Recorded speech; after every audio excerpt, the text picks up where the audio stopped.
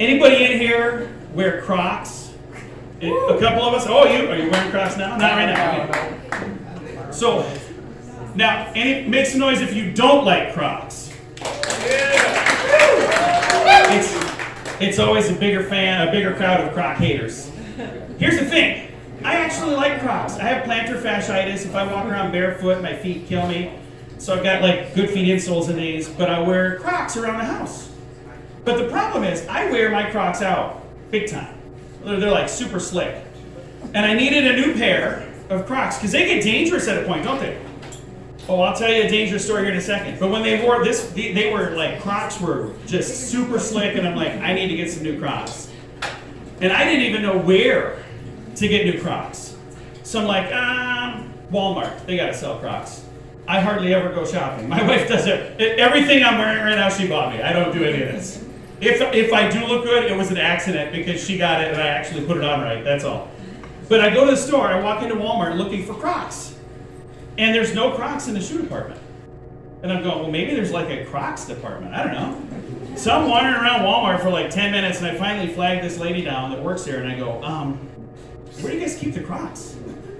She goes, we don't sell Crocs. We have these, and it's the Walmart version, fake Crocs, or what I lovingly refer to as mocks. Like, that's not a Croc.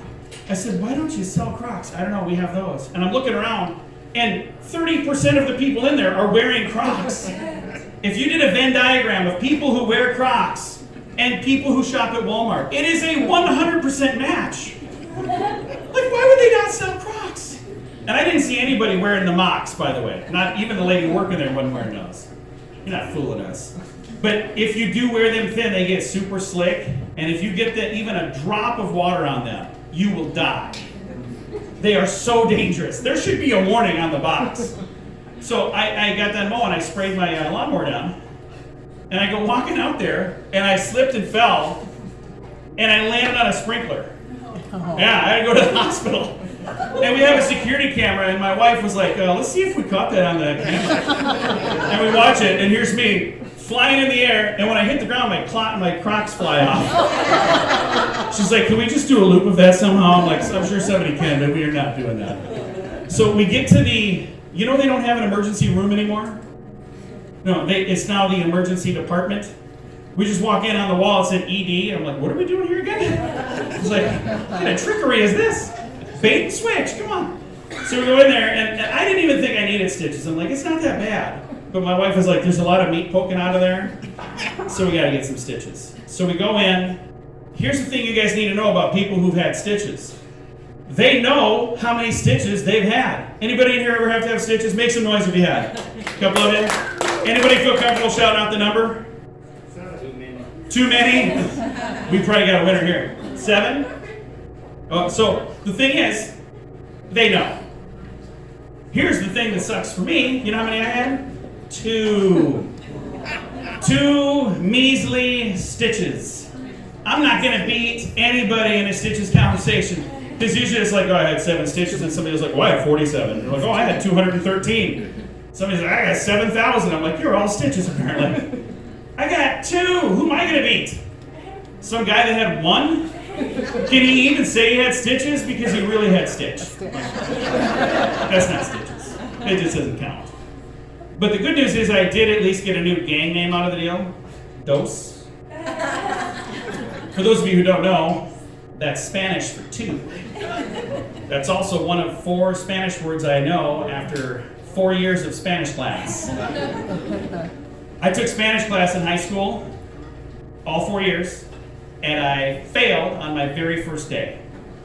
And there's some people looking with disbelief right now, thinking, how would you fail on the first day? Oh, trust me, I failed.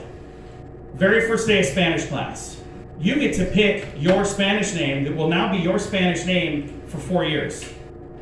And when I was a kid, in the 1990s, they didn't have, we didn't call ADHD and ADD, whatever I have, I didn't know at the time. I was just a naughty kid. That's what they called us. And we got to sit in the front of the class. They didn't know how to handle us other than that, and they'd smack us once in a while. But in the 1990s, there was also a brand of jeans called Pepe jeans. Remember those? There's Gas, Zcav, Richie, Pepe.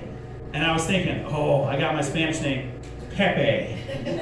So I'm like, that's the best name, right? I got it. The coolest jeans, I'm taking that name.